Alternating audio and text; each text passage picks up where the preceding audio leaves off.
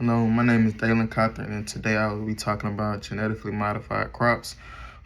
These are plants whose DNA have been intentionally changed to give them new characteristics, such as pest resistance or added nutrients. Genetically modified crops, or GM crops, play a major role in modern agriculture as they bring up important scientific, environmental, and health-related questions. And as I go through this, you will see visuals of GM crops like BT corn rice, golden rice, and soybeans. So for the first example, BT corn, scientists inserted a gene from a soil bacterium called Bacillus thuringiensis. This gene allows the corn to produce a natural insect-killing protein, helping protect the crop from pests and reducing the need for chemical pesticides. For the next example is golden rice. The rice variety has been engineered to produce beta-carotene, which the body turns into vitamin A. It was developed to help reduce vitamin A deficiency in areas where rice is a staple food. Another example is round ready soybeans, which I just said soybeans. These soybeans are modified to tolerate the herbicide glyphosate, which let farmers spray their fields to control weeds without damaging the crop. And so next I have the benefits, which have some advantages.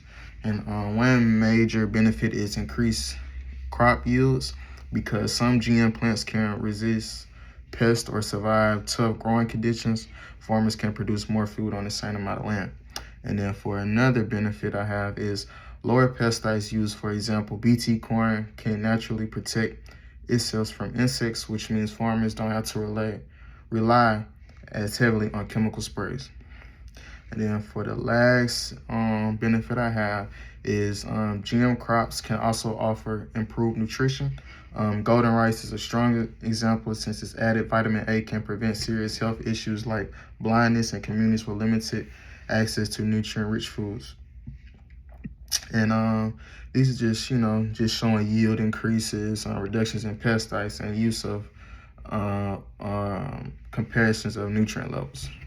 And there are some risks, because despite the benefits. And one issue is the rise of super weeds. When resistant crops are used widely, weeds can evolve resistance to, making them harder to manage. Another concern is reduced biodiversity. Growing large areas of a single GM crop can create monocultures, which limits the variety of plants and animals in the ecosystem. And there's also a major public health question, especially about the long-term effects of eating GM foods, which major scientific organizations say approved GM foods are safe, while some people remain cautious because they don't know the potential risks that GM foods can provide with involving their health. And so that's just like a major health concern.